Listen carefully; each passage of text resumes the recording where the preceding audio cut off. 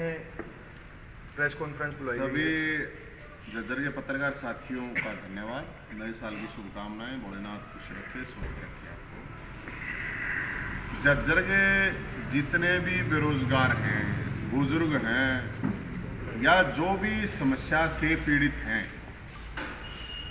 उनके लिए 14 जनवरी शनिवार मकर संक्रांति के दिन बेरोजगारों की बारात निकल रही है और उसका न्योता देने के लिए, जज्जर के लोगों को न्योता देने के लिए आए हैं कि उस बेरोजगारों की बारात में 12 बजे मानसरोवर पार्क में इकट्ठा होकर बीजेपी के राज्य कार्यालय के वहां पे पहुंचे, क्योंकि हरियाणा के अंदर लाखों बेरोजगार हैं, लाखों वैकेंसियां खाली पड़ी हैं, भरे नहीं जा रहे।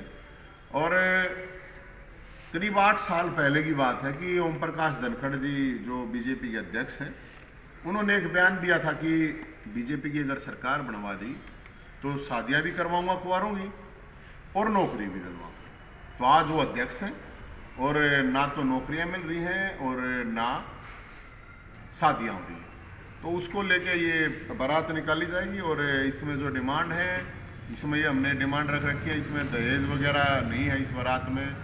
ये सब मानतान तो, लेकिन मानतान में CET क्वालिफाई माना जाए, एचटेट आजीवन करा जाए, ये चीज़ें हैं। कर्मचारियों के लिए हैं, हरियाणा पुलिस वाले हैं उनके लिए हैं, क्योंकि मैं जब जेल में गया तो हरियाणा पुलिस वाले लेके गए तो उन्होंने कहा भाई पंजाब के समान वेतन हमारा, इन्होंने कहा था नहीं दिया। जेल में गया तो जेल कर्मचारियों ने कहा हमारे को भी इन्होंने वेतन बढ़ाने के लिए कहा था, नहीं किया। कैदी हैं तो कैदी वहाँ पे उन्होंने अपनी शिकायत करी कि भाई सर्दी में मतलब नहाने तक का नहीं मिलता हमारे को पानी, गर्म पानी, और उनकी पैरोल की, कोरोना काल की छुट्टी हुई, कई इशू थे।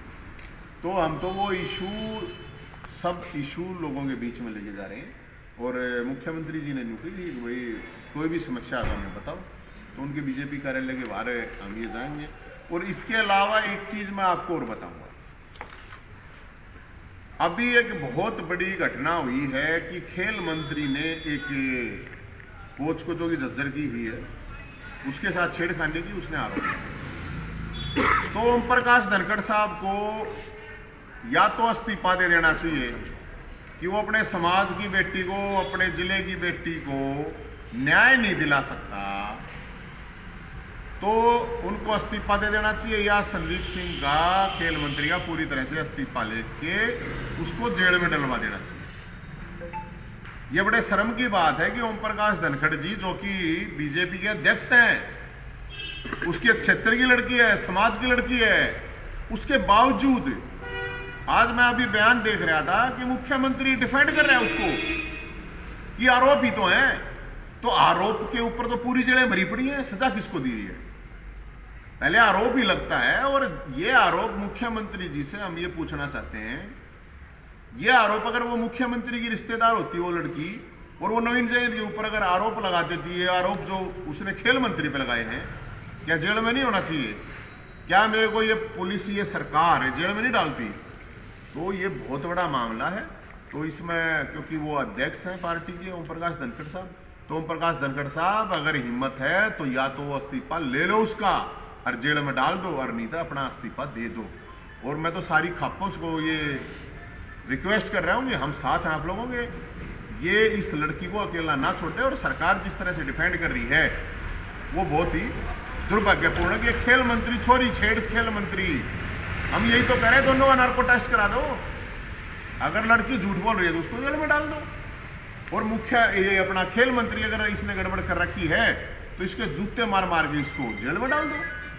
अगर वो निर्दोष है तो उसको वापस बना देना, कम से कम रिजाइन तो लें। तो या तो धनखड़ साहब रिजाइन दे दें या फिर संदीप सिंह का रिजाइन ले लें। उनकी इतनी तो मेरे ख्याल में चलती होगी, या फिर उनकी चलती है, नहीं तो फिर क्यों खामा छोड़ के लटवा ध्यान दें। तो ये न्योता भाई साहब, और इस न्योते में कर्मचारियों की भी बात है, कच्चे कर्मचारी वो परेशान है। आजकल बहुत फोन आ रहे हैं लोगों के, BPL कार्ड काटे गए हैं फैमिली ID के नाम पे, तो वो गरीब लोगों की गर्दन काट रही है, वो BPL कार्ड नहीं कट रहे हैं। इससे पहले 5 लाख बुजुर्गों की पेंशन PPP मॉडल जो इनका फैमिली ID उसकी वजह से काटी गई। अब 10 लाख परिवार, कार्ड नहीं परिवार है वो, 10 लाख परिवारों में काट दिए।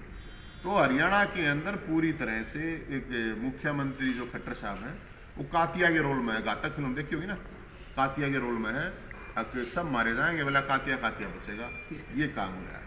और इसके लिए बारात के लिए हम सबको कह रहे हैं भाई जिनकी शादी हो रही है कोट पैंट और जो शेरवानी हुआ दे दियो कुवारा है। और ये नंबर है, इस पर 2300 लोगों ने अभी तक रजिस्ट्रेशन कर दिया है। 70 27 822 822 इस नंबर पर कॉल करके रजिस्ट्रेशन हो जाएगा, ताकि सामने वालों को बतानी तो पड़ेगी इतने बाराती आओगे।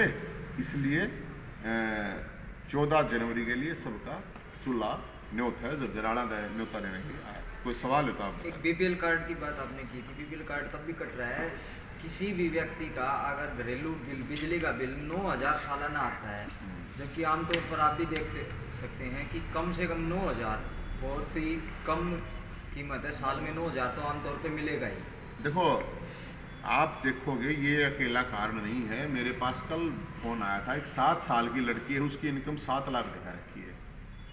तो भाई उसकी कार्ड मत बनाओ, फिर 7 लाख रुपए दे दे सरकार उसको। कहाँ से दिखा रही हो इनकम? ये जो एजेंसी ये सारे काम कर रही है, ये बहुत बड़ा करोड़ों का घोटाला है।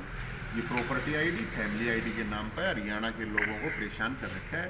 और हमारी तो कोई पार्टी है नहीं, हमको पार्टी का तो मामला है नहीं, हमारा तो मामला सामाजिक मामला है। और इसको लेकर हर परेशान है ना सब। अब ये पटवारी बैठे हैं, अब मैं तो पटवारिया देने को तुमने सारा बेरा मेरे भाई, ये सारे नेताओं की कित जमीन 1 नंबर की 2 नंबर की कित सारे काटो बता। उनकी तो तनख्वाह 25,000 है, उनसे कम पढ़े लिखे हैं, उनकी फालतू तनख्वाह दे रखी है। तो सब अपनी मांगों के लिए खड़े हैं लोग। और लेकिन सरकार के ऊपर कोई जू रहेंगे। जिस प्रकार कोई से किसी पार्टी के नेता भी आएंगे क्या इस आपके कार्यक्रम में?